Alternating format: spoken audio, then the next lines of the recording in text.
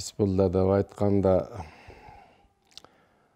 мен ата-энем баягы колхозчу болду. Колхоздун ичинде малчы болду.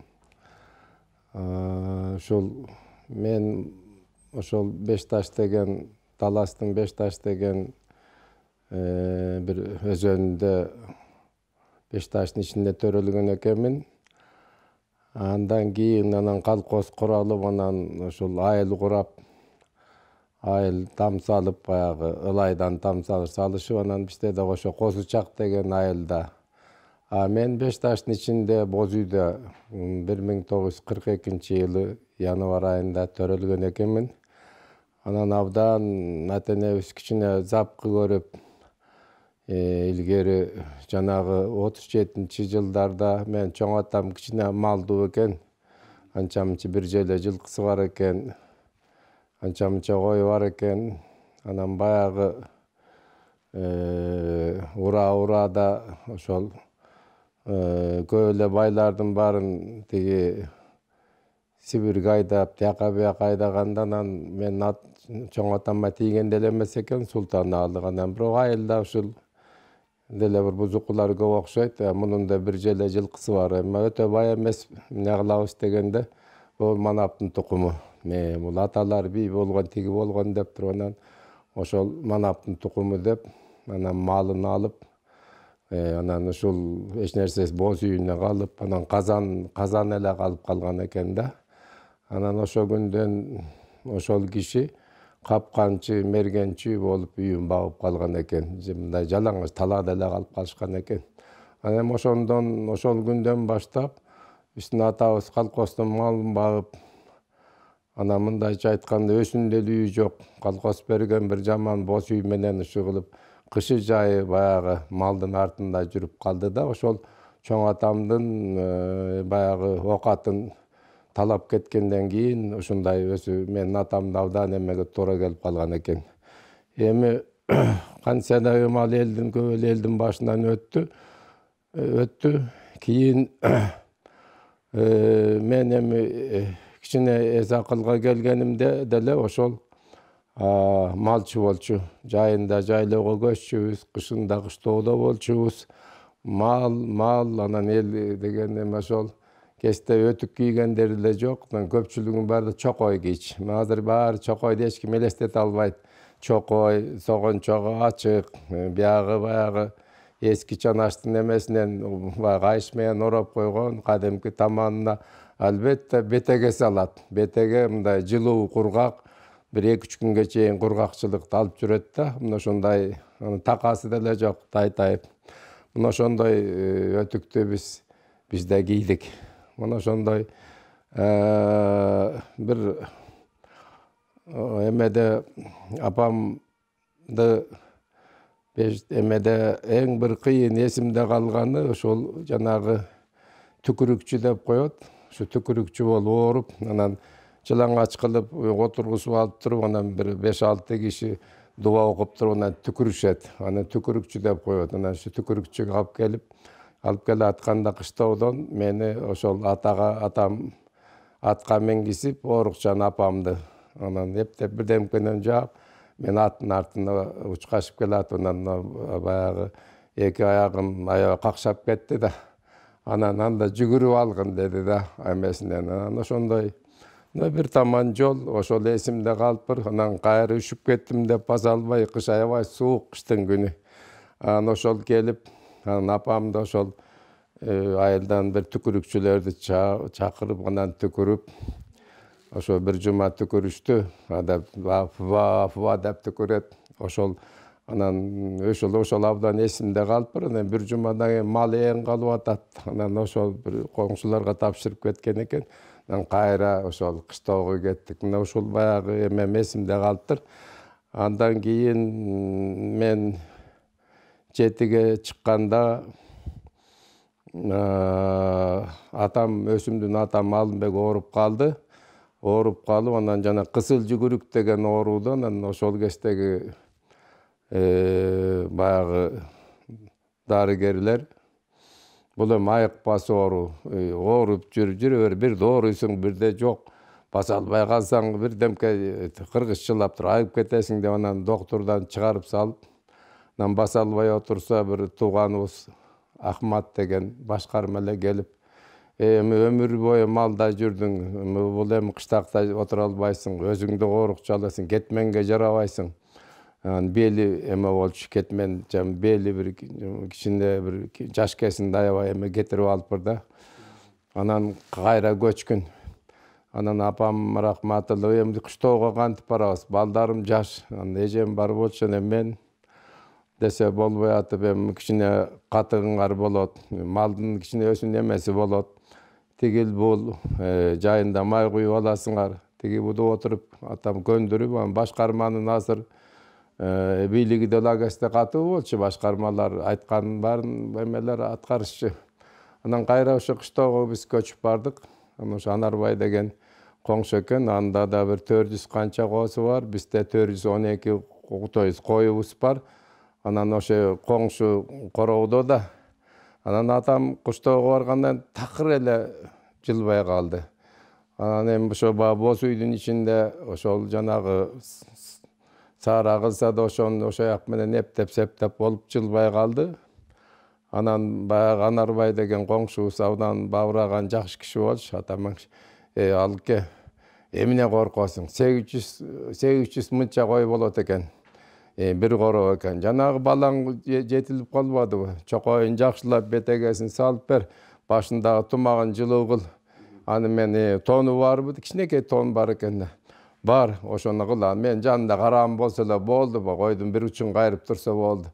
Өзүбүз эле кайтарабыз. Эми ушуга ыйлап кайра башкармага бармак беле, көчүп алдык кыштоого. Ким барат эми? Эч ким келбейт бу жерде.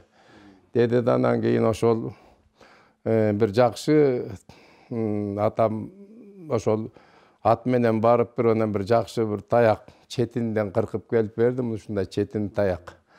Анан ошол четин таякты кылып абдан коос экен. Анан 800 бир 12 820 кой болду, 2 кой. Анан экөөсүн жайып кыштын күнү жаябыз, алдындан үнүбүз мылтык жок, үнү карышкыр деле күч, үнү заңкылдап да абдан бийик да. Надырбек тиягын тарт, биягын тарт, койдун алдында жүгүр кокуй алдынан кетип калды. Ушун менен отуруп, анан ошол экөөбүз кышы менен кой кайтардык. Мен кадимкидей эле ал мектепке бара элек кез. Андан азыр ойлойм, азыркы балдар ошондойго чыга алат беле эмеси менен. Анан бир күнү бир мал доктуру эме келип, мал доктурдун бирдемкеси жанагы дарылай турганы. Анан келип санитар. Анан келип эле кыйкырып калды, түштө эртең менен жарык болчу, эмне түшкө. Күн кыска, силер корооду чыгарбайсыңар. Мал эмне болот, жасында төлө эмне болот. Ушундай кандайсыңар деп сөгүп барыбызды. Анан баягы Анарбай байкуш алдыга жүгүрүп кетти, койду чыгарып алып туруп. Менен апам кокуй түш эле түш деп кошомат кылып, ага чай коюп, үйдөн атамдын үнү эле чыгып атат, эчке чыга албайт да. Ой, түшүңүз, чай ичип кетиңиз, тигиндей мындай суук болду, бир жериңизди алдырып аласыз. Кир, кокуй, тууган болобуз, мейли, койду эме кылабыз. Тиги бу деп атат да. Анан коюз мен эжем бар. Анан эмал кыз бала апам эле жардам берет да. Анан мен агесте ошо жалгыз эле болчумун. Анан кийин 1950-жылы болчу. Анан 49-жылы анан баягы кыя жолдор менен жүгүрүп тоодо карай кеткен кыя жол, тоодон тоо кетет, тескей кар баскан. Жүгүрүп отурам, кой жок, баягы 850 кой жок. Анан каяка айдап кетти? Мүмкүн эмес да. Анан ошол улам бир кыядан бир кыяга бир тал өтөм, бийик жерлер менен жүгүрүп баратам. Жеңил баламын да. Бир убактан шамал төмөн жактан бир туман ойноп келатканын көрдүм. Анан кыял шамал келип эле мен баягы коркпойм да, тоодо жүрүп калгам. Бир убакта шарт деп эле чалканман түштүм. Чалканман түшүп шамал уруп кеттим, кичинекей бала. Таягым менен чалканман жыгылган деле таягымды эстедим, бирок тикти, аябай тик. Тим эле баягы аткан октой төмөн карай учуп кеттим да. Анан учуп келип, эсимди жоготкон жокмун. Бир эле оюмда таягым кайда калды, таягым кайда калды. Анан Кудай жалга ошол сайга коктуга кирерде 150-200 метрдей жер экен. Чырканак өскөндө ошо чырканакка барып туруп такалып калдым да ошолуна. Эгер нары кетсе таштын үстүнө эме болмокмун да. Анан ошондой тура калып карасам, дем таягыма кантип жетем. Дем таяк абдан чоң да, мылтыгыңдай эле нерсе да. Анан бир убакта карасам таягым жанымда атат. Ал көрсө мен жыгылганда кош эле сыйгаланып келе берет экен. Андан кийин ким эле турдум. Анан туруп алып эле басайын десем баса албайм. Таягым да колумда. Көрсө койнума бүт кар толуп калыптыр да, баягы эме кылып келат. Анан тиги сайга түшүп, анан бир жагы жака деп коет, кыштакка кетет, бир жагы кайра биздин кыштоого барат. 1,5 километр, 2 километр жерде. Анан мага эмеге мине ранс эле басып, үйдү карай анан өрдү карай анан кыбырай баштадым. Эми ошол эсте калды, мен кийин китепке аябай жаздым. Анан быйыл жайында барып, анан ошолду, анан балдарым, небелерим ээртип барып, анан ошол эмени көрсөттүм. Жайында ошол жерде мен учуп кетти эле, эгер бияка түшкөндө мен өлмөкмүн. Толуп калды карагай эме деп. Анан баягы басайын десем баса албайм. Денемди кар тимелей, кар да суук эме кылып барат. Чечинип кайра кийин десем алым жетпейт. Кичинекей эле баласың да, мындайча айтканда. Анан баягы кете бердим. Анан бир убакта ал кетти. Бирок таягым кайда, анан жөрмөлөй баштадым. Ошондо өлүмдү мен 7 жашарымда өлүм менен алыштым да. Кадимкидей ушу өлүмдөн коркот экенсиң деп өлүп калсам, тияка болсо койго жетпей калдым. Атам болсо үйдө. Биякта болсо эч ким каттабайт. Жолдо өлүм мына өлгүң келбейт экен, анан баягы кыбырап отуруп, анан такыр баспай, анан оонай баштадым өйдө карай. Ада эле жардам бербейт экен. Иши кылып колуман келгенди кылганда карасам, могу тырмышканда тырмактардын баары канап, баягы эптеп жогору кайра кетип баратам да. Ооба тырмагым канап, жолдун баары кысылала болуп келатат, таягым жок. Таягым калып кайра баягы 4 буттап жүргөндө. Анан ошентип отуруп анан бир барып туман басып турат. Туман болбосо эле бир алыстан кыштоого көрүнүп калса, сөз ит үрөт да, мен качан ит үрөт экен деп баратам да, барып анан бир убакта бир жолдун четине чыгып, базалы эч нерсе кылган, акырын кыйшайдым, акыбал жок. Анан бир убакта ушундай кулап барасам, туман ачылып, эки кыштоо баягы таш кора көрүнүп турат да. Анан ит үрдү. Ит үргөндө эле баягы апам раматылык тоодо жүргөн көзү курч, ал кезде жаш эле болсо керек. Анан мен тоодо карай кеткем. Мен коктуда отурам да, мен көк чыттан тумагым бар болчу. Ушул аябай яркы көрүнөт экен да, эмеси менен мындай. Караса эле мен ит ошол баягы эл жакты үрөт. Баргандан кийин ит үрүп, мен тааныйт да басылып калды. Караса эле жолдун чекесинде мен отурам да, көк чыт тумагым көрүнүп туруп, бул бияка кетпеди, эми бияка эмне түшүп калды. Анан ошол жерде колундагысын ыргытып, анан ошондо билем да, апамдын учуп келе атканын да, көрсө учуп келе атат да, учуп келе атат. Анан болбой ошо эркип кетип турум, апама көрүндү, болду деп турум. Баягы келип эле ошол мен жыгылып калыптырмын. Колуна мындай көтөрүп туруп анан кайра басып, анан атамды ушу эсимге келбейт, тилим келбейт, бирок атамды каргап келет. Күшүндө эле өлүп калганда Алымбек, балдарым мындай болбойт эле деп буркурап ыйлап келе атат да. Ушинтип анан бир 300 метрдей келип, анан үйгө келип күрстөп таштады, отун жагып, чечиндирди. Анан дагы эмне кылат, баягы суук эле өтүп кетти. Анан дал ушундай катып жүргөн анан койдун куйругу бар экен, бир тилим. Анан ошону абда отко кактап туруп, денеме деп сыйпап, анан бирткеси калды эле, аны ээритип туруп, анан жуткурган жолу баягы коломтого жакын кылып, тоңго ороп туруп, эме кылып койду. Атам дуба кылып атат, ушу балам эме болуп кетсе экен, өлбөй калса экен дейт. Эсиме келе элекмин да, бирок үндү угуп атам. Анан ошентип анан аман эсен ошо кылып анан аман эсен калдык. Анан кийин жанагы Анарбай деген 800 койду бери жакындап келип, анан жаш көрүнөт ошо кезде. Жүгүрүп үрдү. Надырбек эмне болду? Эмне ит куш жеп кетти? Туманда. Үйгө келсем апам алдынан чыгып, эсине келип калды деп эшикте сүйлөшүп атат экөө. Эме кылып анан жүгүрүп келип туруп, Анарбай мен тирүү экенин көрүп, бетимен бирөө алып туруп, кайра жана 800 койго кайра кеттик, окуй айланайын, карышкыр тийсе баледа.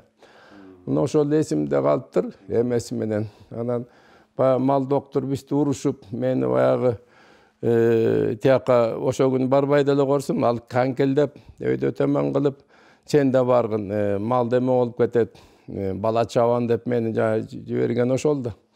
Анан ошо бойдон айылга болуптур, Алымбектин баласы тоодон учуп кетиптир. Анан барып тетиги кураган жанагы мал доктор урушкан экен байкуштарды, эмне кылат өлбөй эптеп окат кылып атканда. Анан баласы ошо малдын артынан барам да учуп кетиптир. Анан угуп алыптыр, анан ал эми баягы ал мындайраак тууган, анан келип бир убакта эшикти акырын басып жүрсөм 3-4 күндөн кийин баягы мал доктор, апам айттым, мал доктор келатат десин, өлүңдү көрөйүн, анан канын ичем. Балам балекетин анан баканды алып туруп, анан кийин баягы мал докторду карай уруп баратат. Анан үйдө атам баса албайт. Койсоңчу бул өнөрүңдү, эмне кыласың? Катын башың менен келгенде сүйлөшөбүз деп ал күпүлдөп атат. Аны укпай, өлүңдү көрөйүн, канын ичем, балам жанын эме кылып, ким экен бул деп. Анан ошо бойдон жакын калды. Мен карап турам эшин. Баканды мындай көтөрүп баратат. Анан ал эстүү киши окшойт, аттан түшүп алып эле атын эме кылып, анан баягы менин кичинекей таягымды таап алыптыр жолдон. Баягы кандуу жолдон көрүп, анан таягымды таап алып, анан таякты мындай салып, алаканды кагылайын жеңе, бактың бар экен, шоруң жок экен, мына таягы деп алаканына кылып, эми ушул ыйлап келатыр байкуш. Мени кечирип кой деп. Балаң аман калган турбайбы деп. Анан ушундай калганда эле, кичине ушунча калганда апам баканды көтөрө албай эле жыгылып баратат да, баягы мындай бир психика алган, тиги жалдырап келатат. Бул эме кылат. Анан баягы мал доктор келип эле анан апамды кучактап калды. Жеңе, буну кой, бу эмне дегениңиз дептир. Анан ошо тигини өлтүрө чыгам деген апам, ал баягы тигини баягы жөлөп турса, анын төшүнө таянып аябай ыйлады келип. Анан кайра үйгө эртип келди, биздин кыргыз кызык го. Адам келип тур, касанас. Бу да байкуш кечирим сураганы келген турбай, кокуй тууган болобуз, балаң аман эсен. Кудайга шүгүр, мына эч нерсеси жок. Койдун куйругун сүйкөп атып, кайра тирилтип алдык деп, анан эме кылып, аны кайра байкуш сыйлап атат. Анан бир убакта кечкүнүн анан окат асышты. Анан баягы Анарбай келип, тиги 800 койду жакындатып келип, анан ойлоп турду, анан дайым эле басса турса эле, аны мен бакам менен чаап өлтүрөм деп апам отурган да. Анан келсе чай берип отурат, эт салып коюп. Анан келип анан кетти байкуш. Келгенден кийин какшыктайт Анарбай апамды, мен ушу байкушты сулайтып чаап салды, анан анын өлүгүн ким жеткирет айылга, ошондой болуп калдыбы деп келатат элем деп коет да. Көрсө ошондой аялдардын эмеси, мына энелердин боорукерлиги ушундан көрүнөт экен да. Ошо өлтүрөм деген кишиси ыйлап келе атса, баарын таштап өзүнүн эсине болуп калды. Ушулардын баары эсте калыптыр. Анан жасында туар маалда Анарбай башка коктуга кетти. Биз Бешташтын остунан башка коктуга келдик. Ушу менен анан төл башталды. Төл сурабайт. Күндүзбү, түнбү, эч сурабайт. Мына мисалы аялдардын деле толгоосу келсе эч качан сурабайт. Базар күнбү, эме күн ушундай да. Мал деле ошондой да, эч качан. Ошо куржунду алып, атка, эшекке куржунду алып кетебиз. Баягы косуларды, төрөлгөн косуларды учуп калып салып келебиз. Кой ээрчип алат, ушундай. Түндө да уйку жок, түндө дагы туут кете берет. Эч нерсеге карабайт да. Ошо толку ошо кезде малчылар укташпайт да. Ошо аман эсен азыр эме кылыш керек да. Мектепке чейинки. Мектепке чейинки да. Ооба. Анан ошол жанагы мен эмени үйрөттү. Атам да кызыкта. Жанагы ар бир 15-20 койдон косусу тескери келет. Анан ал төрөй албай өлүп калат. Анан аялдар деле тескери келип калып, анан илгери доонан бакчы чакырып кыйкырса деле болуп өлүп калып жатпады. Ошо тескери доктор жок агесте. Анан кой деле ошондой тескери келип калат. Анан атамдын колу чоң да. Акырын келип туруп кой тура албай, тим эле койдун тердегенин ошондо көрдүм, өлүп баратат да. Анан ошол колун кичинекей жуугун дейт, каяктагы жууп тоодо.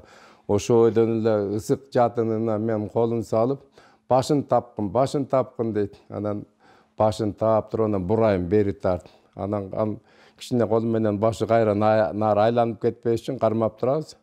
Анан бир убакта эки колун тап дейт. Анан ушу мындай сууга түшө тургандай болду. Эки колун ажылга келгенде ал сен тарт электе реактивный самолетто атып чыгат да. Ушундай кыйла.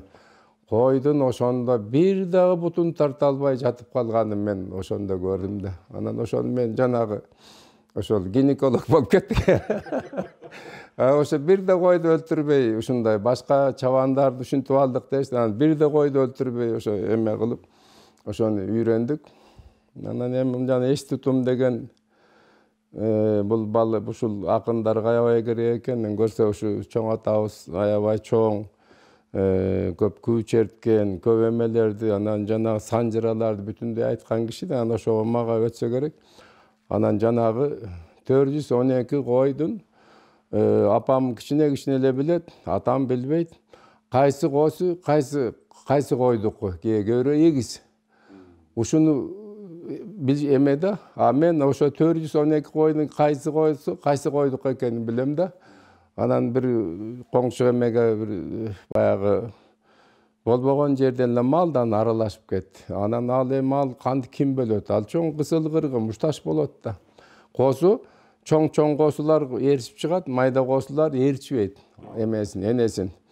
Анан кийин абдан жаман болуп калды. Анан кийин бир убакта чоң койлорду бөлдү, эни бар да, эни боюнча бөлдү. Тияк бөлгөндөн кийин эми косуну бөлүш керек да. Анан косу эричпейт, чоң эле болбосо. Анан эме кылды, бөлгөндөн кийин ар бир ишенбейт, алардын деле косусу окшош экен. Анан ар бир косун таап келип, энесин таап, эмгишткенден кийин ишенет. Ошентип анан энесине жакындаганда эле косу жүгүрүп барып эмип калат. Ошентип төрүсканча косуну мен ар бирин эмеси кылдым да. Анан ушу коңшу мен да билбейм, балдарым деле, аялым да билбейт. Ушу сенин балаң, ушу Кудай берген бала экен, ушунун кантип баарын билет деди да, ушу эмеси менен. Анан эмге айдап кетип калды, атам болсо, өзү кышында койду кайтарган, баарын билет деп мактанып коет.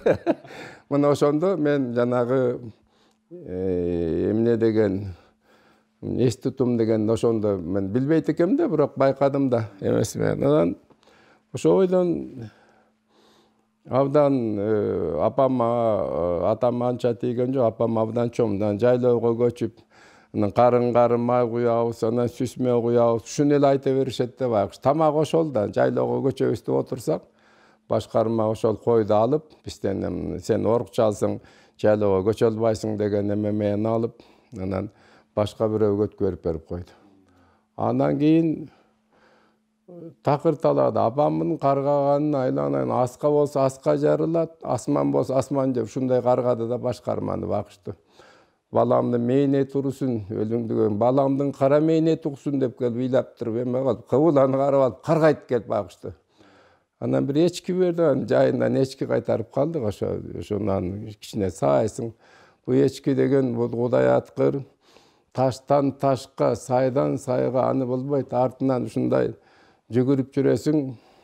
Анан каерде жылан болсо, ошо жерде эчкилерде, аны көрсө эчкиде эрмен жейт да, эрмен да. Жылаандар да эрмен жана уусун толтурат, ушундай эмелер экен, алар ушу тамак боюнча жакын экен булар.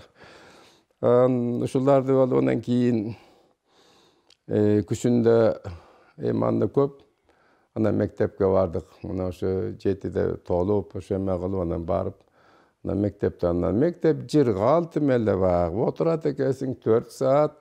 Анан баягы кичине эстутум бар экен. Бул эмне дейт? Ата ат, атка така как деген баягы мени окутат. Ушу менен анан 4 алып, 5 алып ушинтип эле окуп кеттик. Анан кийин баягы эчкини алып, анан кочкор берди. Кочкор. Аны кайтардык. Анан бир күн апам дагы эле каргап жүрдү башкарманы. Баламдын рызкысын эме кылдың деп. Анан бир күн анан биздин айылдаш жылкычы болот деген чоң ата бар болчу. Картайып калып 70 ашып анан жылкыны ал мен кечин түндө кайтарышчы да, кышында. Мен кышта жарай албайм деп эме кылыптыр. Анан ошондо баягы биздин төлдөп турган 119танбы, 18тен төл алдык да. Ошо баягы койдо. Анан баары жакшы, сонун показательдери. Анан ошону башкарма уялып жүргөн экен да, бул бирөөгө алып берип койдум. Алымбек унчукпайт, жакын тууган болот, мага эме кылбайт деп атайын биздин тууган катары алыптыр да. Анан атам байкуш ага эме деле кылган жок, байкуш да бирөөгө керек болгондур деп койду да. Анан ошо менен келатып анан ошол жылкычы анан бир күнү эмеден келатсам, мектептен ушу жалаң грамота алып, бир 5 сом акча алып, анан сырткы жол менен уруп келатсам, тааныш киши келатат, жылкы айдап. Ким болду экен деп карасам, өзүмдүн атам жылкы бериптир. Анан келип эле чабып келиптир. Мен мындан ары жылкычы болосуң деп мени ыргытып аттын үстүнө мингизип, анан ошо менен анан ошо бойдон канча көп жыл жылкычы болуп. Жылкычы аябай кадырлуу, кышында эмеси бар. Дайым ат менен жүрөсүң, тим эле баягы колхоздун активинде болуп калат экен да. Кошоматчы да көп, кымыз. Ушундай болгон жылкы багып калдык. Анан ошо бойдон 3-чү где-то 10го чыкканда анан биздин бир айылдан эме эл кичине оңолуп калган, Сталин өлгөн 53-йыл өлдү. Анан ушу Сталин өлгөндө жана биздин активдер, мугалимдер бир кара немени колуна тагып алып биз карап турабыз. Шолоктоп ыйлаганын, ошондо мындан ары кандай жашоо болот, Сталин өлүп калды ыйлаганын мен өз көзүм менен көрдүм. Мына ушунчалык жетекчини сүйгөнүн ушул мен ошондо көрдүм да, ушу кыргыздардын эмесин. Анан ошо жылы 10го чыгып калган 4-класспы ушундай. Анан бирөөлөр келди, ушу Баланча деген аты бар экен, племенный совхоздон алган экен, анан буту эме экен. Ошону оңоп алып, анан ошол байга чабат экен, ким чабат? Тиги бул десе, анан биздин айылда Кашкары деген элдин баарын бийлеген киши бар, ошо мындай аксакал киши. Анан барып, кимге чаптырабыз, айылдын намысы тигиндей мындай десе, канча айткан менен жылкыда жүрөт. Алымбектин жана сары баласына чаптыралык депир да. Анан ушундай деп, анан класста отурсам эле аны алып чыгып кетип калды. Анан барып анан ушу эме кыласың деп, анан төмөн Ленин полурайонунун жакы бар, таңгама алып чыгып барып, атты минип, мен ат чабам, малда жүргөн эмем. Анан ушу чапсам эле чыгып келди. Ошондон кийин мен 4 жыл ат чаптым. Анан эч качан экинчи болгон жокмун да. Жалаң биринчи, тигил районго барабыз, бул районго барабыз. Ушу менен ат чаап, кичине кадырым көтөрүлүп, анан кийин шаарга окуп кетсем, бир башка бирөөгө чаптырган экен, атта билет экен да. Мага көнгөн да, анан жанагы баратып туруп кое берерди, о мийин дейт. Ошондо аттар жанагы 180 градуска шарт мгновенно бурулат да, көз ачып. Ошондо көп балдар үстүнөн учуп кетет, билбегендер да. Анан ошондо учуп кетип, биринде ошо ат жактырбайт экен, чапкан кишинде эле силкип салып туруп, анан эме кылып, такыр ошо бойдон эме кылбай коюптур да.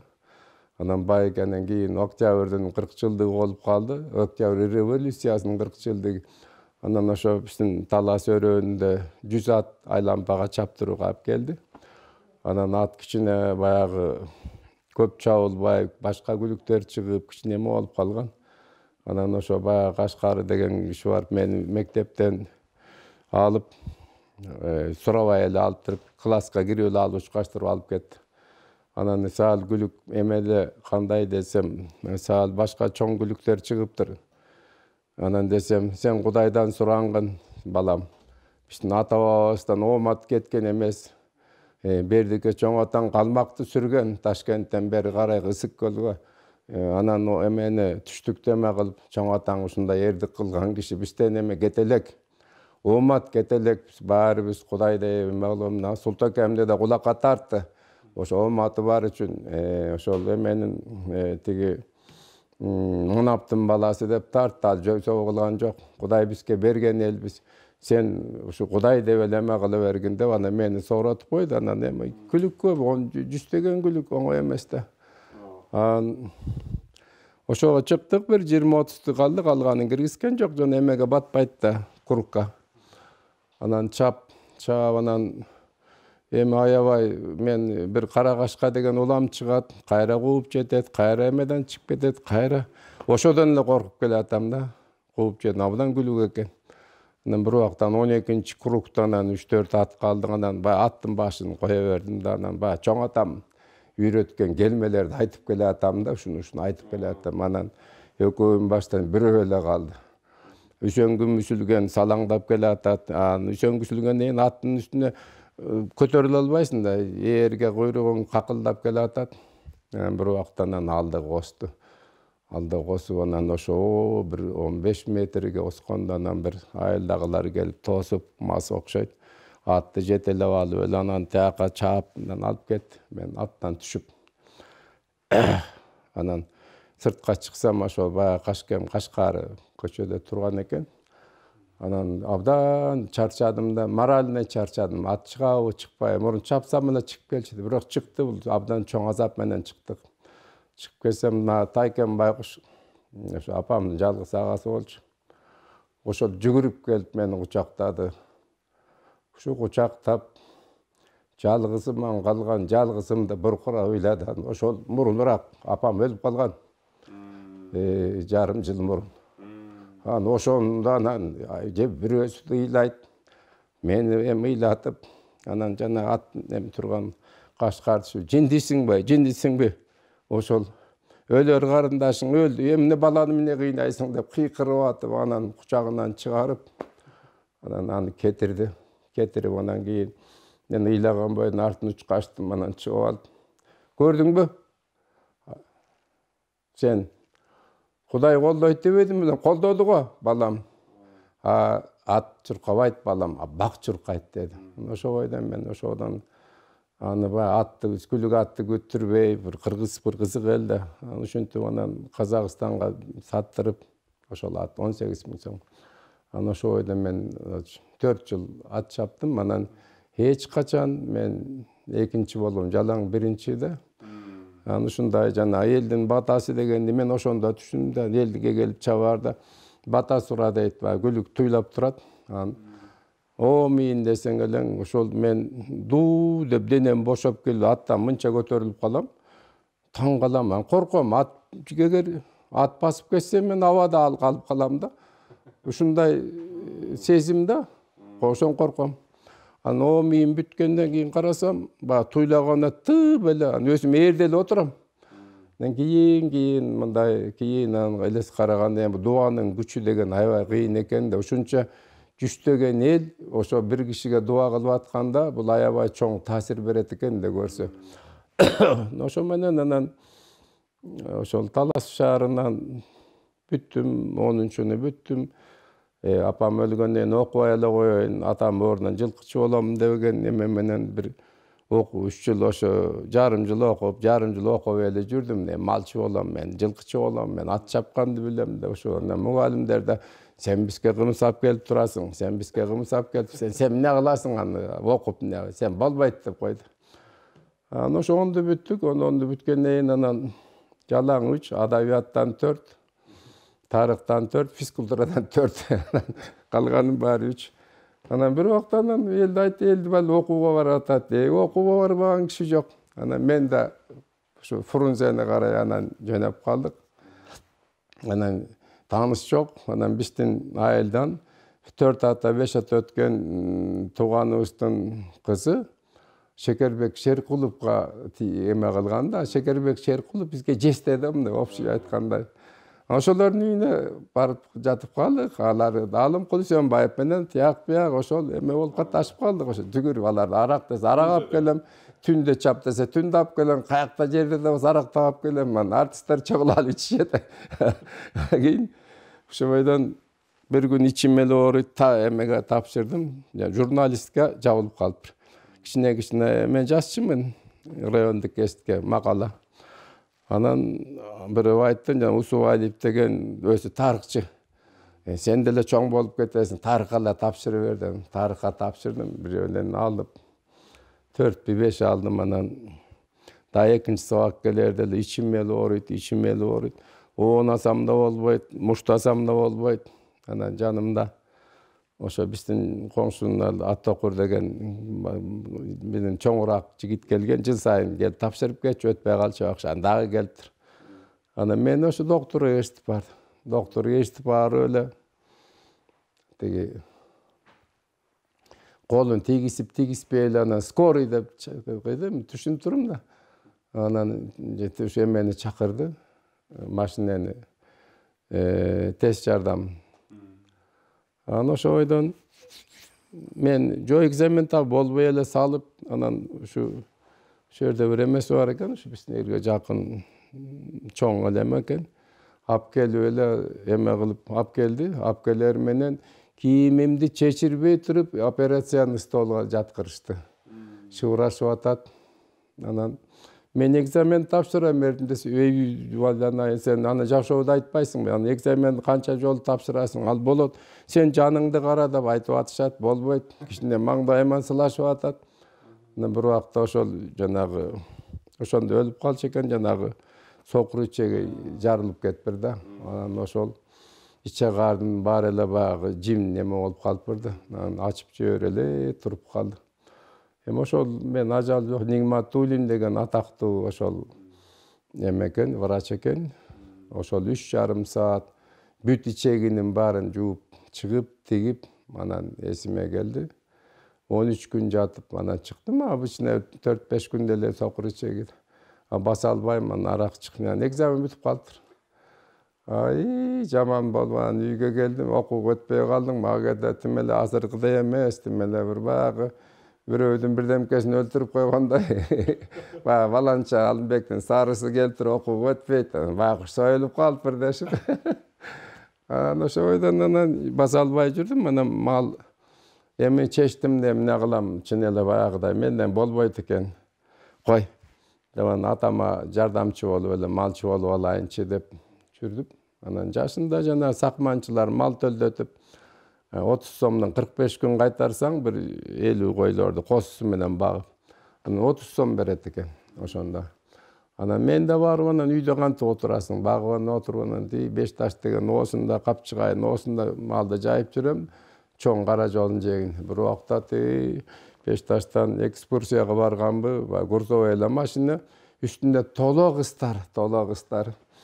Анан баягы бизде Таласта эме бар, интернат бар да, кыздардын интернаты. Бүт облус боюнча ошо жерде окушчу. Анан корктум ата, ошо кыздар болуш керек. Точно мен койду жайып, таягым көрсөтпөйм, делбеңдеп барасам эле машина токтоп калды. Эме анан машина түшүп, баягы кыз карасы кылчайсам, куштар түшүп атат.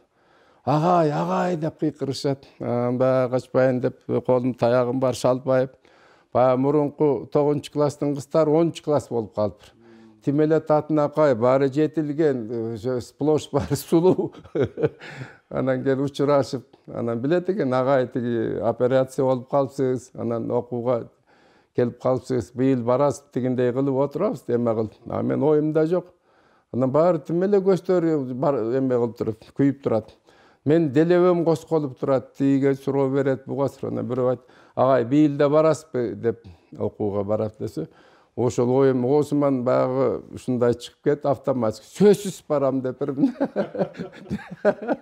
Ошо бойдон анан машинеге салып кетишти, Фрунзеден жолугабыз деп.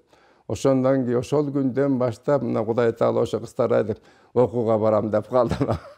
акча istеп келдик. Политехническийге айттым, сен эми ал тарыхты эмне кыласың? Ал мугалим болуп эмне кыласың? Ошо азыр машина айдагандардын эмеси жүрүп турат, автомобиль ошо кезде. Ошо автомобилдерди пайдалануу, эксплуатация, автомобиль транспорт деген экен. Аны ошого тапшырдым. Анан жакшы эле тапшырдым. Жардам бергендер да болду. 1 балл жетпей калды. Эме болуп калды. Анан эми кайра дагы үйгө кетиш керек, же ошо жерден Бишкектен бир машина завод иштеш керек. Анан документ алган шалпайып, жалаң документ алып кулап калгандар өчүрөткө туруп, мен алып атабыз да. Анан турса эки бала сүйлөшүп атат. Мына тагдыр өрүнө.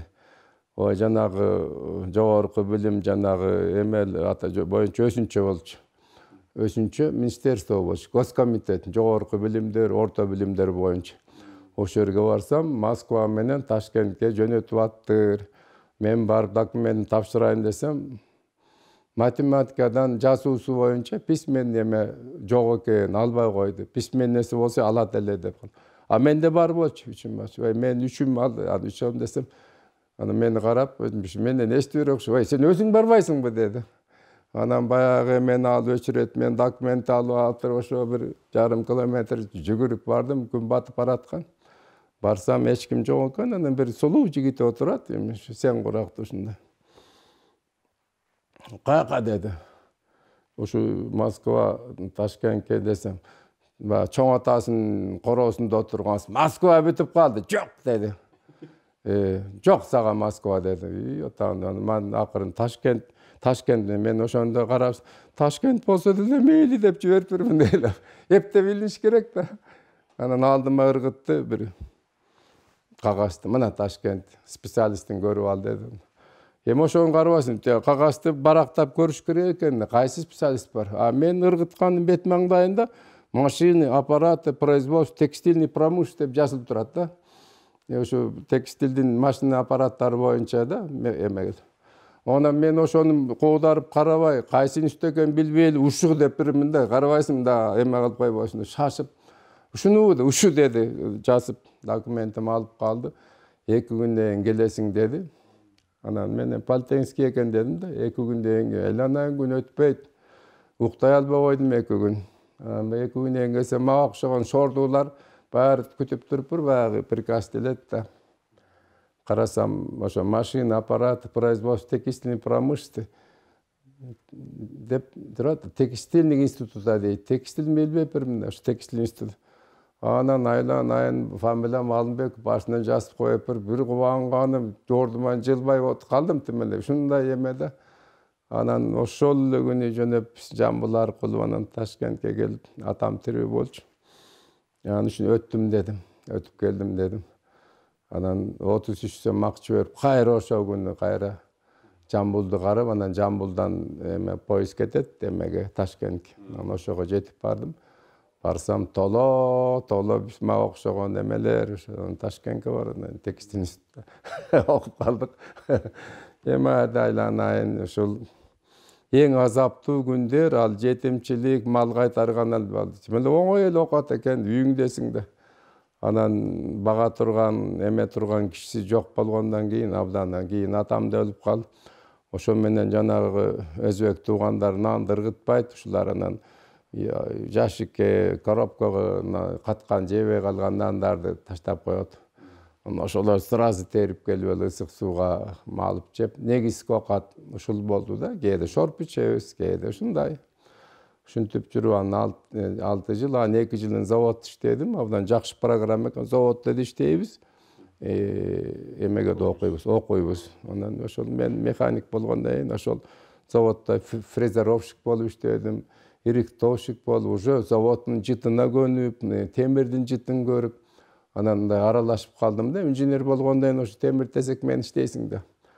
Анан ошону бүтүп, анан Оштогу ошол 67-жылы бүттүм, ошол. Анан бир мамлекет бизди ошо жерден эле мага берди, жолдомо берди. Ошко барасың деди да. Анан Ошко келип, жанагы Пактадан кездеме токуучу комбинат жаңы курулуп аткан экен.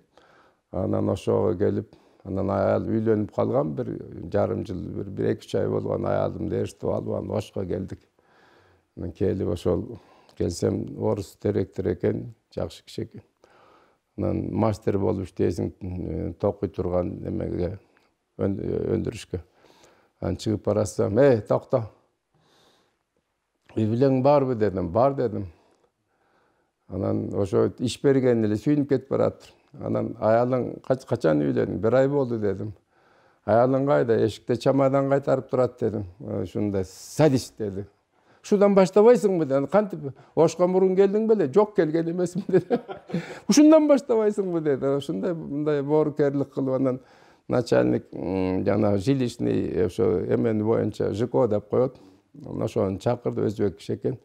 Мени карап, өмүр бою ошо эсимде калды да. Мени көрүп, вот деди. Мени көрсөтүп, это золотой запас нашей страны деди. Мына булар биздин мамлекеттин алтын запасы ушундай деди да. Буларды эми көчөдө Ошто болбоп, көчөдө калып калса эмне болот? Эмне кылсаң ошого бир нерсе таап бересиң. Ушу кечинде текшерем, үй эме кыласың. Общутага бирдемке алат. Директор өзү общутада. Анан ошентип анан кичинекей эле бир керебет батпайт, баягы кыргызча айтканда куйругуңду эле бура албайт бир комната. Зато эме жапжаңы матрас берди, шейшеп берди. Ушу менен анан мына турмуш башталды. Анан мастер болуп иштедим. Анан тиги 8 айдан кийин мен ошол жанагы жаш специалисттерге чоң кылып койдум. Ал күнүгө канча келет Россиядан. Бир ушу жарым жылда 150-200 молодой специалист, жаш специалисттер келди. Анан мен ошолорго чоң кылып койду директор. Анан айтты, өзүң бөлүштүрөсүң, үй бүтсө дедим. Ишенген жокмун да, үй деген үй да, аны президент эме кыла албайт деди. Анан мага 8 үй берди, бир 3 комнатаны мен алып, баягы талаштагы жетимдердин баарын жаштырып койгон байкуштарды мектеп. Анан жасып, анан ага кезде деле медиле жок, тырмам ал кайда жашайт, иши жок, баягы 5 киши деп жаштырып койдум. Ошо бойдон 3 комнат үй алдым. Тактай жок, жерге отуруп окат ичебиз, ушулуп жерге жатабыз. Ушу менен үйлүү жайлуу болуп, анан 1 жылдан кийин мастер болуп жакшы иштедим. Анан курул элек жасалгылоо фабрикасы, жана чыккан токуйт, анан мата, анан анын баарын жууп, тазалап, гүл басып кыла турган бир фабрика бар, отделочный фабрика дейт. Ал жок. Анан мени Иванового жиберди, көп бир 24 кишини окутуп, анан өзүңдү үйрөнүп келесиң. Отделкада специалист жок. Ар кимден чакыра беребиз, Россиядан келет, арак ичкен немелер бир аз иштеп кетип калат. Анан өсүп барган Ивановодан мен жарым жыл жүрүп иштеп, аны үйрөнүп, балдарды үйрөтүп келдим. Анан фабрика курулуп калды. Мени начальник жана ремонтная служба деп коет, багыңдай турган. Ошол жерден 4 жыл иштептим. Ошол машиненин билгеним ошондон пайдасы тийди да, абдан чоң пайда тийди. Европадан келет машиналар, аябай татаал машиналар. Тиги Франциядан, Германиядан машиналар. Аналар биздин кыргыздар сындырып алат келип, уктап кетет, жаш кыздар. Анан сынып калат. Анан аларды чапкалап жүрүп, орустун машинесин, Россиянын машинесин тетигин аларга салып, минтип жүрүп, анан бир күнү ошо мен карасам лауреат болуп калыптырмын эмеге. СССРдин лауреаты ошо. Материал чыгарасыздар? Мата чыгарабыз да. Матада. Анан ошо бойдон анан кийин ошол машина бир кичинекей чакан машина ойлоп чыгарып, эмелерди ойлоп чыгарып, анан кичине атом эме болуп, анан кийин Кыргыз СССРинин эмгек сиңирген ойлоп табуучусу болуп, ал указ менен чыгат да. Ушундай болуп, 30га чыкканча жакшы эле эмгек кылып, ошо жерде иштеп калдым. Анан эмне ойлоп таптыңыз эле ошону айта? Ошол жанагы машиналарды сынып калат да. Анан ошолордун ордуна башка деталды коюп, башка машинени коюп, же башкадан темирди жонуп отуруп, ошо окшоштуруп, же болбосо башкача эле передача менен кылып жүрүп, анан мен эми жолун кылып анан ошол анан ойлоп табуучу болуп кеттик. Анан акчасы да бар да, акчасы жакшы. Анан кийин мен бүт баленим бар мага да машина сынса Алымбеков кайда дейт да бардыгы. Миңдеген кишилер. Ошто иштеп жүрдүңүз. Оштоп жүрдүк. Анан бу ошо адамдын кадыры кеткенде же өлгөндө көрүнөт экен да. Анан бир күнү мен Ивановго Москванын алдына кыдырып запчасть боюнча өзүм кетип кетсем, баягы менин фабрикам бүт комбинат токтоп калыптыр. Ошол бирөөлөр кыргыздар иштей албайт, бери орустар иштейт деп, ошо начальник биздин отделканын начальниги ошол жалаң орустарды алып алган. Орустар эмеде тияктан орус көп, аны стройкада орустардын баары эле бияка кирип. Анан орустар баягы менчилеп окуп келбеген эме жок да. Анан баягы эми биринин артынан бири цепочкада анан токтоп эч нерсе кыла албай анан мертвый болуп калыптыр. Анан тиги эки пряльный ткацкий дейт, ошол ири токубудан эки фабрикада ошодон келген товарлар биз аны агартып көгөртүп гүл басып чыгарабыз. Анан ошол эме алгандан кийин токтоп калыптыр да, мертвый болуп калыптыр. Эми ошол кезде 12 миңге жакын киши башты жакын болуп калган да ушундай. Анан эле директор ким билет мунун тилин билет машиналарын десе, Алымбеков билет депир да. Тап кыла депир. Анан тиги чоңдорго чейин кетти. А мен таба алышпайт, Подмосковьеда жүрөм салпылдап. Анан 2 жумадан кийин келсем эле сени баары күтүп атат деп жүгүрүптүр директорго бардым. Барсам мынагыдай экен. Туруп калды. Канча күндө сен ушу товар туруп калды, токто. Анан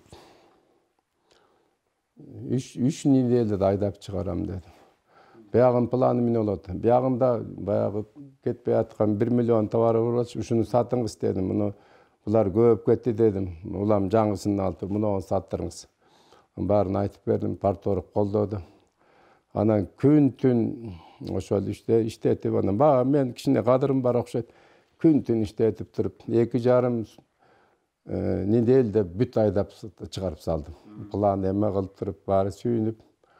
Анан мени чоңойтмак экен. Главный механик кылдан чоңойтмак экен. А мен партияда жокмун да. А вот кеп ушунда да. Анан кандидат кылып алышты. Анан 1 жыл баягы бүттү. Бекенен член кылып алды партияга. Ошол сабат ошолдун отделыч фабрика директору кылып дайындады. Ошол менин эмемдин кылган эмгегим жанагыдай техникалык эмем карады кылды да. Анан ошол жерде 1000ден ашык 1200 кишиси бар. Аны мен ошо иштеп калдым 6 жыл. Андан кийин бир күнү генеральный директорум айтты, сен биринчи фабрикага баргын, пряльный ткацкий. Ири току. Бир жылбай калды ордунан, сен ошону жылдырып бербейсиң деди. Мен биякта отделка боек менен жүрсөм, мен кантип жылдырам деп болбой койду. Мен азаптуу жумушта. Анан эме чакырып атат деди. Горкомдун биринчи секретары Аблесов болчу. Барсам, ал айтыптыр, Надырбек болбой койду деп. Кирип барсам, сен каяктан чыккан керейсиң? Партия член сен неме кылбайсың де. Партияга каяка жиберсе ошол жака барасың. Аны мен айткам. Артыңды кыскында кайра баргын. Кечинде мен өзүм представить этем деди. Айдап чыкты.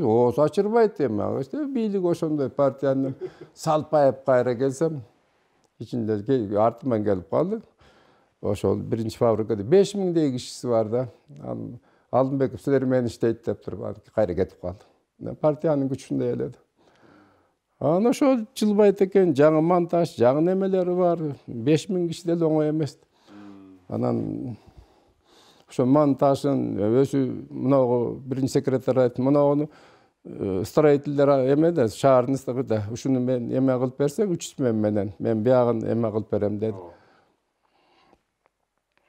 Анан сен Надырбек качан чыгарам? 1-3 ай, бир жарым жыл десем, анан бери керек чыгаргын деди. Болуп көрөбүз деп. Толку мына өзүңүз жардам бериңиз. Анан жардам партиянын эмеси да. Сен ушуну фабриканы алып чыксаң, мен сага үй берем, мен сага орден берем, мен сага машина берем деди.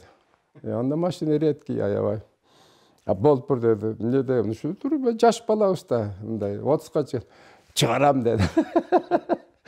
Ошо 5000 кишиси анан бери мындай коллективде кадырым да бар болчу. 3-4 айда алып чыктым. 32 тонна жип берчү экен, 52 тоннага алып чыктым. Биягын ТК эмесин алып чыгып, кадырым көтөрүлүп калды. Анан бир күнү келип ардак белгиси орденин такты, Москвадан эме кылып, үйүмдү жанагы эмеси бар, таманы жыгач менен эле жанагы майда жыгач. Жакшы үйлөрдөн берди, үйүмдө эле. Анан машина берди, жакшынакай. Айтканын кылды да эмеси менен. Анан ошо бойдон арда бир жыл ашык иштеп калдым. Ошол 30тан ашып калган. Анан бир күнү мени эмеге окууга, Москвага окууга барасың деп калды. 2 жылдык ошол эмени СККПсин алдында эме бар болчу. Анан ошого барасың деп калса эле, ошого сүйүнүп жүрөм, ошого барам деп, 1-2 жыл эс алып алайын деп. Күн-түн иштейбиз да, анда жок, уйку деле жок да. Саат түндө кетесиң бирлерде, эртемен кайра 5ке келип каласың, ушинтип эле иштеп жүрдүк.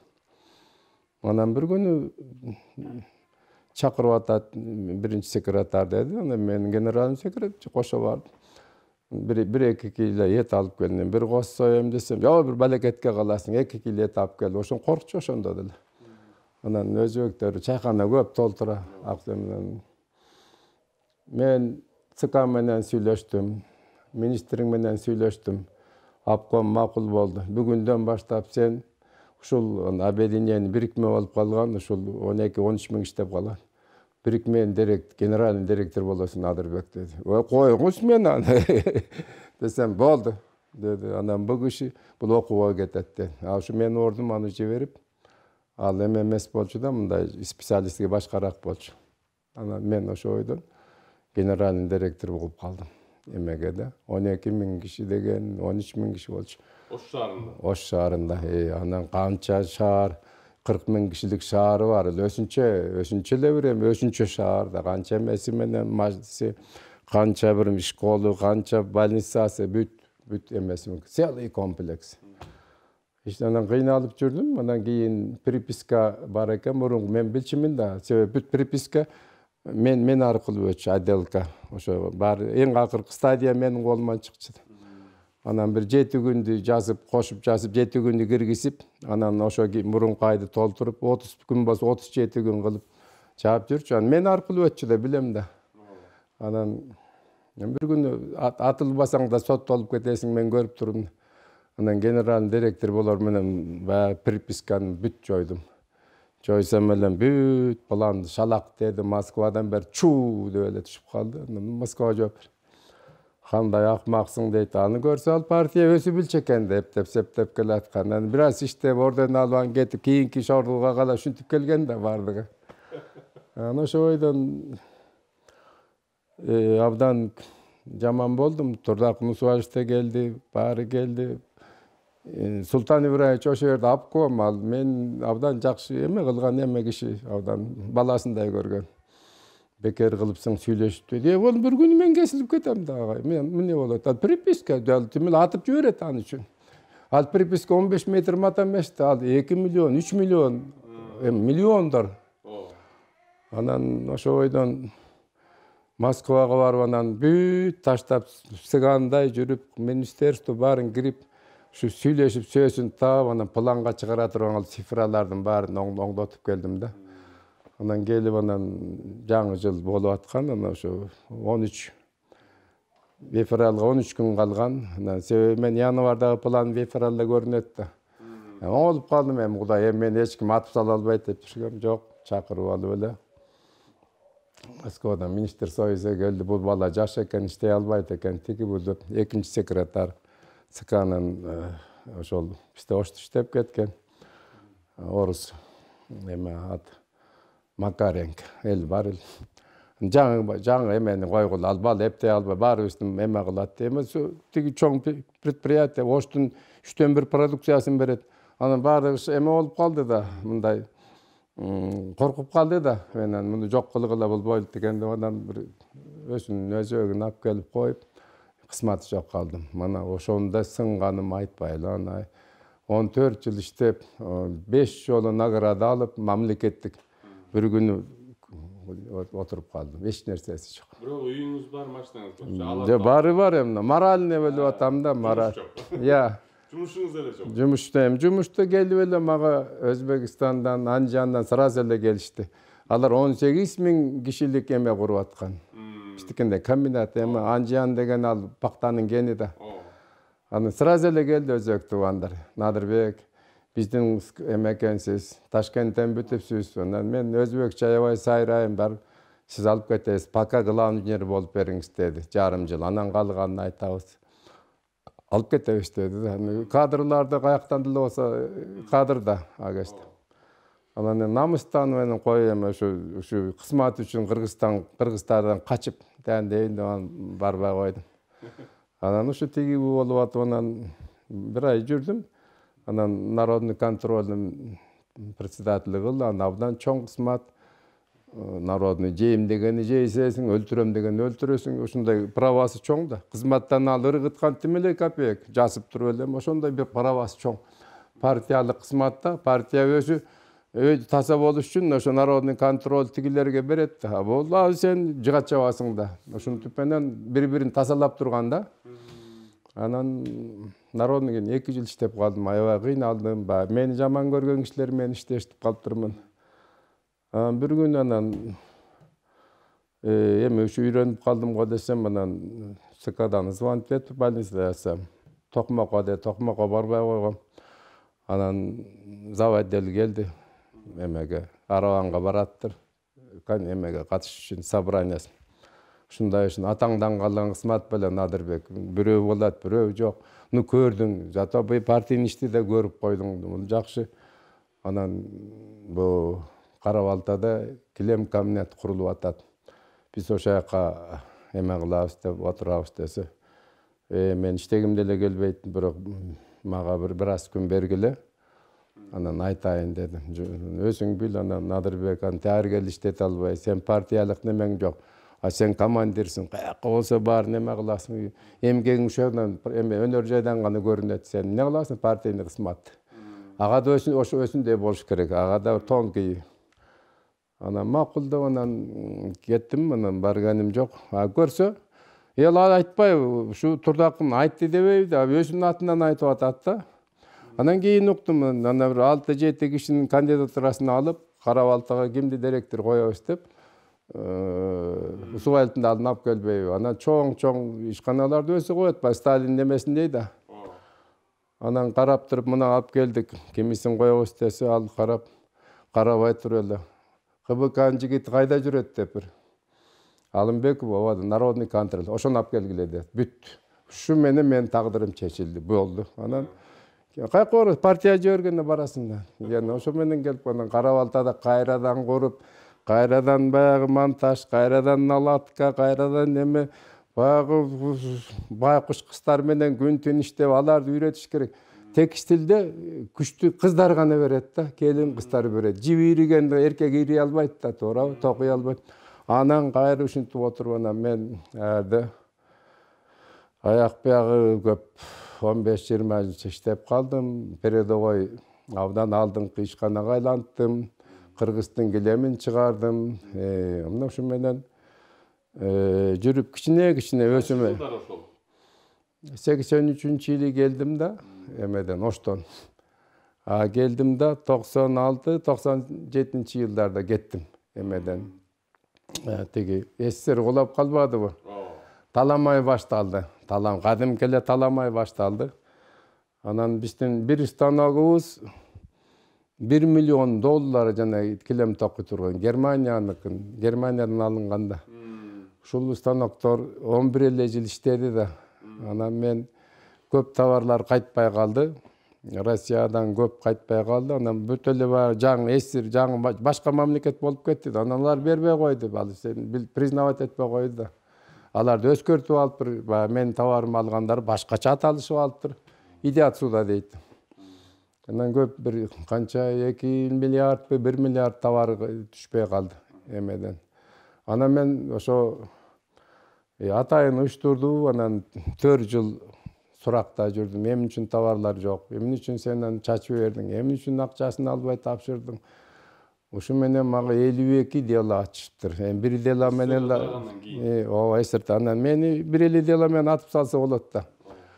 Ошентип жүрүп анан 4 жылдан кийин бул КГБ, азыркы СНБ ошого келип алар сурап, делолор мамындай, исписать эч ким кыла албайт экен. Анан келип анан ошо жерден бир жакшы өзүңдөй жигит бар экен, 4 саат сурап анан болду байке деди. За отсутствие факта эч кандай эмеңиз жок үчүн деди, анан эме кылып. Жөн эле баягы мен антигилер алаксытып жаппай туруп да, аны ушу дал ошо рахмат айтты мага. Анан ушул 4 жылда суракта жүрүп, мана ушундай арыктадым. Анан кийин бу кетип эмеден кетип атканда ошол КГБнын жигити сурап, эми бара бериңиз, жок дедим, кагылайын. Мен бир суроом бар. Келбетим көзгө даана ноёндуку, жүрөгүм сербең деген коёндуку, кагылайын. Мен жүрөгүм жок, корпус эле басып жүрөт дедим. Мына дагы бир чакырса мен өлүп калам дедим. Ушундай кыйналдым балам. Эмне кылайын деди.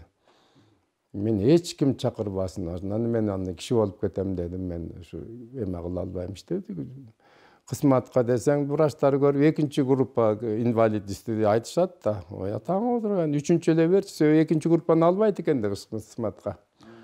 Мына ушундай акыбалда жүрүп, анан аерден жүрөгүм менен чыктым, бирок сахарды алып чыктым да. Ошо 4 жыл суроодон эмеден кийин.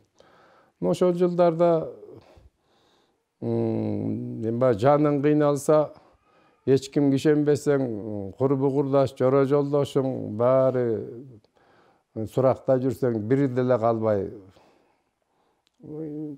кайрылбайт экен деп ошондо көрдүм. Кемпирим экөөбүз эле калдык балдарым менен.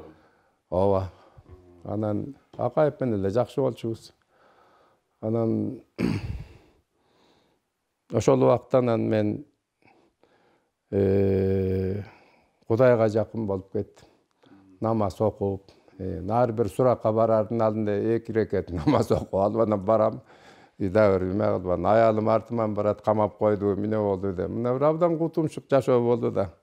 4 анан көрүп бир жерге камап койсо, эптеп чыгып кетериң деп, жок андай болгон жок. Анан жанагыдай болуп, оорукчаган болуп анан чыгып, анан Кудайга жакындадык, намаз окуп, тиги эмеге барып, Меккеге барып, тияк бияк кылып, анан мурун мындай жалаң малам махабатты жазчымын, абдан тимеле шалк бир машинеде барат эле жазып коем да, андай эмес жок. Мага Кудай берген жөн эле андай кыйынбай, ыйынбай эле жазып койчумун. Негизи ырды кайсы мезгилден баштадыңыз? Бала күнүңүздөнбү? 89-жылдан. Анда быйыл кичинекеде баштаган. Ооба, ошо 50ге менен ушул. Абай окшош баштаган турбайсыз? Лен анан кийин ушу. Кандай аралашып калдыңыз поэзия, ырга? Мурун кичине бар, китептерди мына көрүп турасың. Китептерди көп окучумун. Анан жанагы элдик ырлардын баарын жат билчүмүн. Анан абдан кызыкчумун да. Анан көкүрөгүм толо ыр болчу да, анан жанагыдай инженерлик кызматка кеткенден ошондон эле башым чыкпай 30 жыл ошо жакта өтүп кетти да. Жыл сайын орден берет, же меме берет, анан кызыгып дагы чоң кызматка тиги ушул кызмат деле бир күйдүргү нерсе экен да.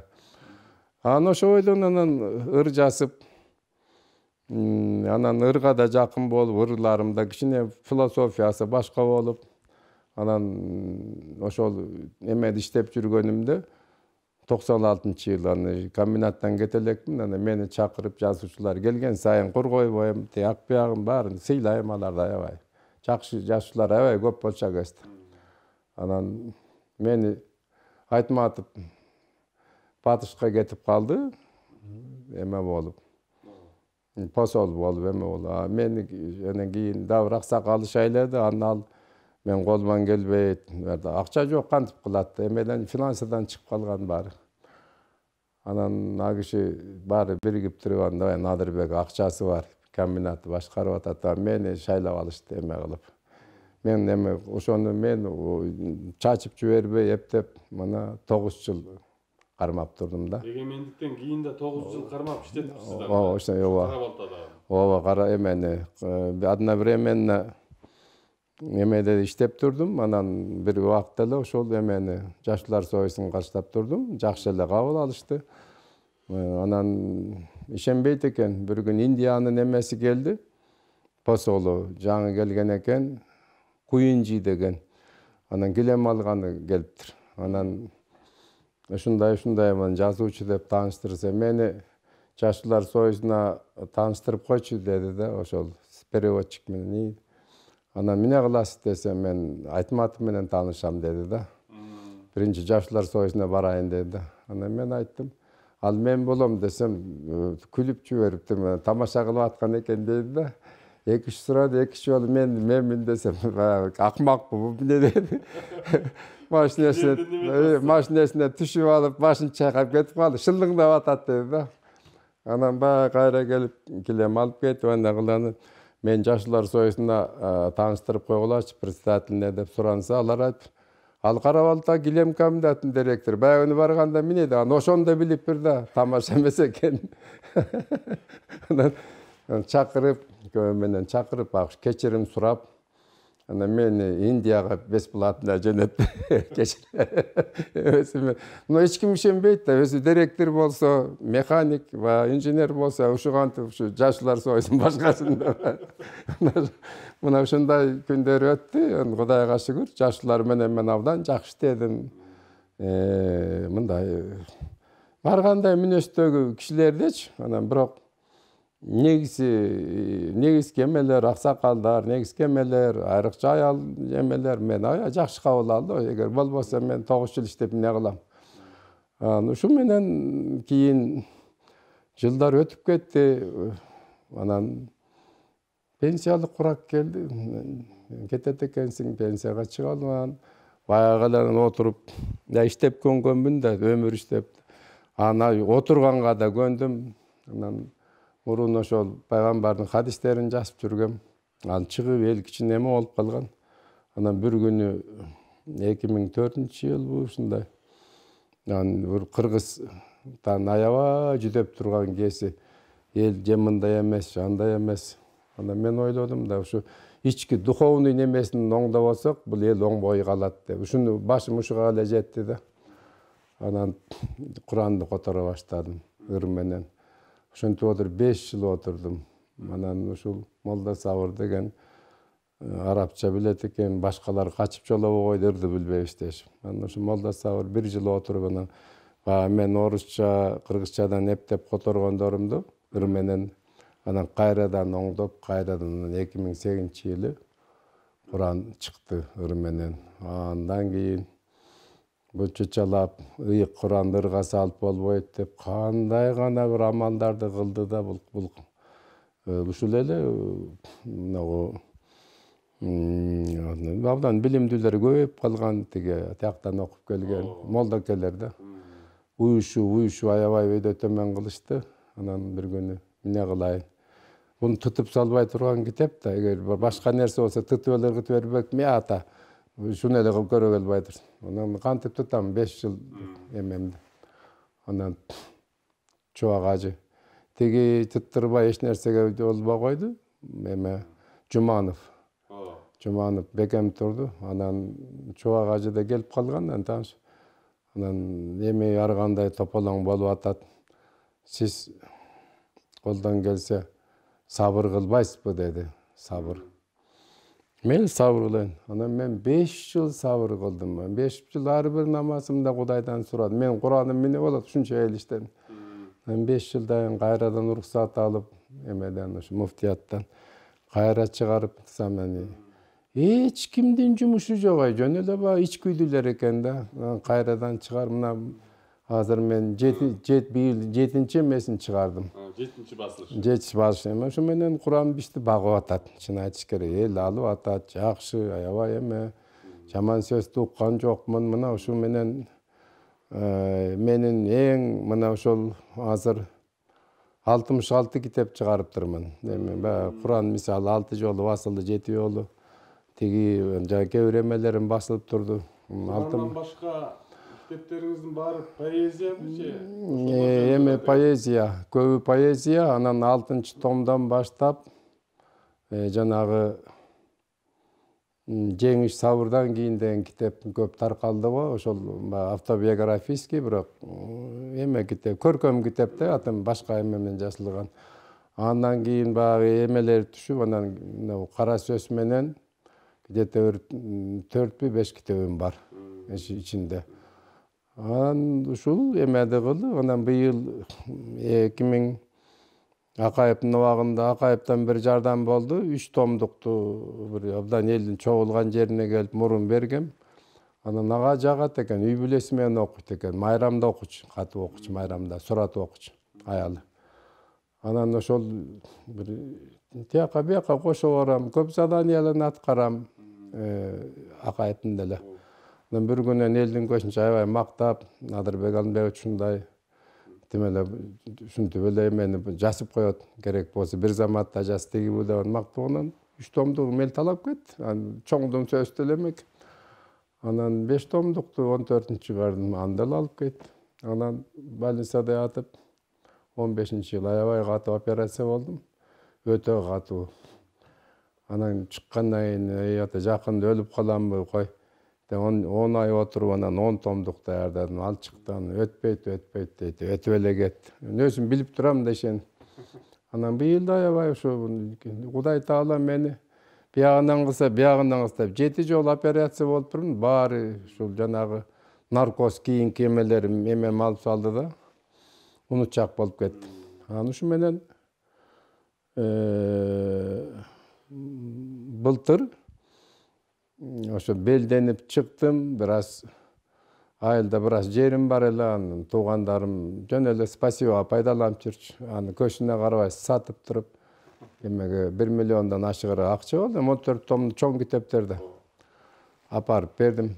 Чыкмак жайында эле, жанагы пандемия деген баледа. Мен ошол типография таркап кетиптир. Ушу эч нерсе чыкпай куруп калабы деп калда жүгүрдүм да. Өзүм редактор, өзүм дизайнер жүрүп анан ошо декабрдын өткөн башында мына чыгып калды, Кудайга шүгүр. Өзүңүз кандай дизайнер? Өзүңүз дизайнер? Эми мен компьютерден мен себеби светти тааныш керек да. Мен эл аралык немелерге катышкан, мен Кыргызстандын килеми мен канча жыл эме кылдым да. Светти тааныйм да, светти билип турам да, эмеси мен көп немелерге катышканмын. Анан сразу эле айтам, аны кылба, муну кыл, муну кыл. Анан кийин эле өздөрү айтып калды, өзүң кыл, өзүң билип ал деп, дизайнер. Художниги бар, дизайн баары бар, художник. Анан ошол муну кылат, ала бир өзүнчө группа, анан келет, акырында директор келет, анан мен өзүм пикирмен, муну кылба, муну кыл. Мен властым бар да, анан ошо баары ошон үчүн Карабалта килем аябай эме болбоду, мындай өтө турган, жакшы союзга белгилүү эме болдук да. Анан ошонун светин өйдөтө мен кыргыздарга кыргыз кызылды жакшы көрөт. Тияка Европа босомугун жакшы көрөт. Ушунун баарын мен ажыратып билем да. Анан ошого жараша эме кылып турдум да. Анан бул адам каныгып калат экен, көзүн көрүп турат да, кайсы эме кылат. Анан ушу менен жанагы китепке деле келип, бир ошол бир талай балдар экен, что знаете дейт, я знаю много дедим. Өзүм айтканын кылып жүрүп, анан китептеримде мындай коозураак, кыргыз баласы окуй турган кылып, анан чыгарып, мунуга дейт жал болбойт дейт. Ушинтип отуруп, анан улам жаңысын бастырып көрүп, ушинтип отуруп анан чыгардым. Мына Кудайга шүгүр, эл ошол окубаса дагы белек алып кетишет, абдан кооз экен, тиякпы. Эми мага ушул чыгарган акчамды кайрып алышым керек да. Мына ошондой. Сизден кийин тагдыр эмне болду жанагы килем комбинаты? Ошол жөнүндө айтып берсеңиз. Эми аны ошол мен азырда иштейбизби? Жок, 4 жыл суракта жүрдүм. Ошол мен ооруп чыгып кеттим. 1 жылдан кийин эле банкрот объявить этишти. Ал ошол бияктагы ак үй, көк үйлөрү баш болуп, жаңы комбинатта бир станогун өзүм алып келдирген, $1 миллион. Алла 100 тонна салма, 100 квадратный жерге батат. Автоматик эме менен иштешет. Современный да. Анан ошол Bir станок 1 миллион. Эми ошону Эгемендиктен кийин эле. ошо эгемендиктин убагында да, убагында. 90-жылдар. Анан ушу менен мен болсо сурактан кеттим, сурактан башым чыкпай калдым. Атайын кылыштыбы билбейм. Анан ошол бүт ичиндеги оборудованиялардын бардыгын сатышты да, жанагы алтындан кымбат эмелерди Иранга сатышты. 11 эле жыл иштегенде, мына азыр тетиги мен эле Япониянын чирик машиналарын алып келип минип атпайбыз, чирип калган машина биз минип атабыз да азыр да. Алар 11 эле жыл иштеген татынакай эмелерди ушун сатышты. Эши кылып таламай, улуу таламайда ошол мен иштеген 2 комбинаттан таланып кетти. Мына ХБК 5000 ткацкий станок бар болчу. 210 000 ийик ийри турган автоматтар. Целый фабрика, целый жанагы завод ичинде механический заводдору бар. Бир 50дей жанагы металлургия станоктору бар. Эң чоң завод. Ушулардын баары талонго кетти да.